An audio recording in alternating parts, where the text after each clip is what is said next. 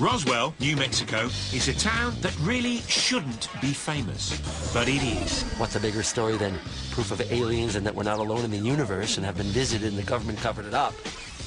Most of us know it as that nutty place where, they say, a UFO crashed. Beings have come here from elsewhere. But what sounds crazy might not be that crazy. I suspect that somewhere somebody knows the truth. Whether aliens exist or not, one thing is for certain. People love this stuff. Star Trek, Star Wars. Go to the movie theater. UFO believers feel that this is the biggest story of all time. And they may just be right.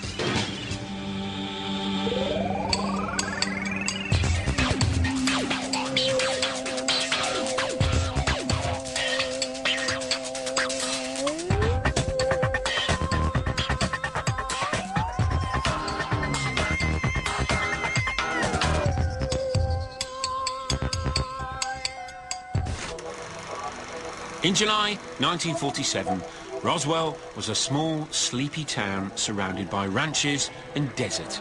It was also home to the 509th Bomb Squadron, which was the most elite military group in the world. They had just dropped 2 bombs on Japan and tested a couple more in the Pacific. America had won the war, and just when it seemed like life was getting back to normal, a strange thing happened. Something large and silver hurtled out of the sky and ploughed into the desert with a bang.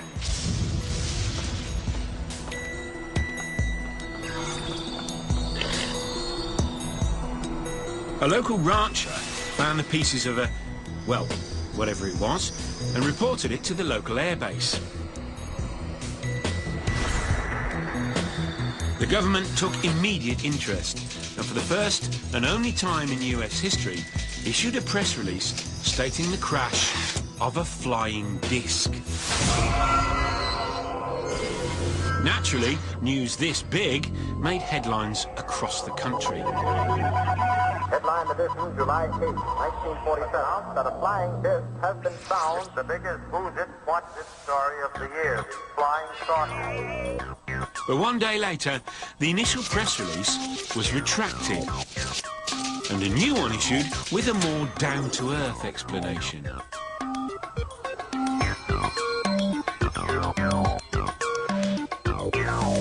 And those 2 press releases are where the story gets so much of its juice. One day, it's War of the Worlds, and the next day, it's a weather balloon. So, the townspeople of Roswell went back to their farming, and life went on.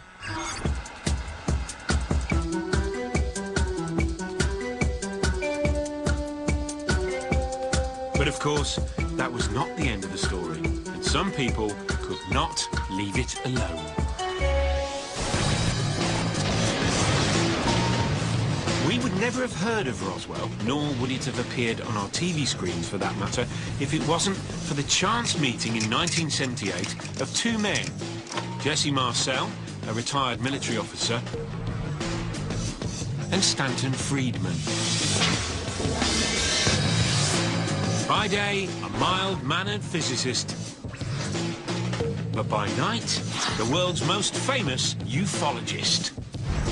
I'm convinced after 30 years of investigation that the government recovered a crashed flying saucer and alien bodies here in New Mexico. It's one of the biggest stories of the millennium. Hold on, that's quite a statement. We're going to need a little more information. Let's just back up for a second. In 1947, Jesse Marcel was the intelligence officer at the Roswell Air Base. And when news of the flying disc hit town, it was Marcel's job to investigate. Before he died, he told Friedman his story. The seed was planted, and the Roswell conspiracy was born. I first talked to Jesse in '78. This is before any books were out. It was before there was a big public noise of any kind. The people in ufology didn't know about Roswell. It was de nouveau. I mean, it was there, but nobody knew about it. I found one piece of metal, what looked like metal anyway. It was not flexible, but it was as thin as a foil in a pack of cigarettes. I tried to make a dent in this metal, and he says, you can't bend it. You can't make a mark on it. He says, I took a sledgehammer and whammed it. I put it on the ground and whammed it. The sledgehammer bounced off of it. It was definitely not a weather balloon. And it was an aircraft. So what it could have been, I wouldn't know. There was no reason for anybody to lie under those circumstances. Forgetting about the fact, if you're suggesting the intelligence officer for the most elite military group in the world is going to make up a crazy story like this, it doesn't make any sense. Friedman was hooked, and he started digging around Roswell to see if anyone else had a story to tell. Many of the witnesses he first talked to have since died. Luckily, these interviews were recorded long before the hype. I don't know what it was. It was something like balsa wood, but it wouldn't burn, and I couldn't cut it with my knife.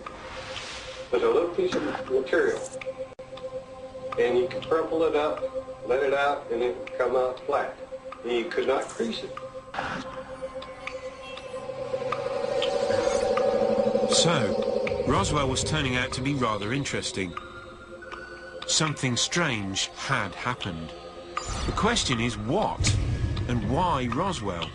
It seems that aliens can't resist the combination of nuclear weapons, giant rockets, and radar.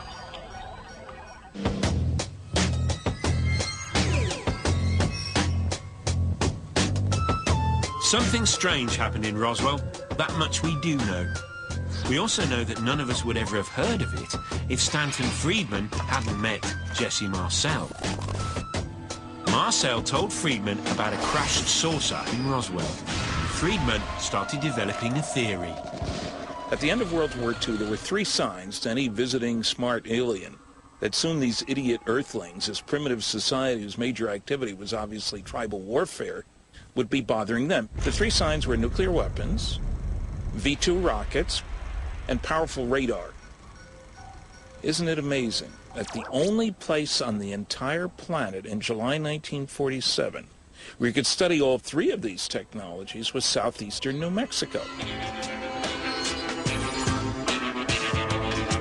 Somewhere along the way, Friedman developed the ability to know what aliens are thinking. But if there was a flying saucer at Roswell, it didn't land, it crashed. For all we know, it could have been on its way to, say, Mercury. Wherever it was headed, it didn't quite make it, so we are left with a mystery. There's only one person still alive who claims to have actually had his hands on a piece of the crashed saucer. And he's not your average conspiracy theorist. He's a flight surgeon with the US military. You can rule out all the other explanations, so what's left? An extraterrestrial craft. That may be the most outlandish thing, but it is also the simplest explanation.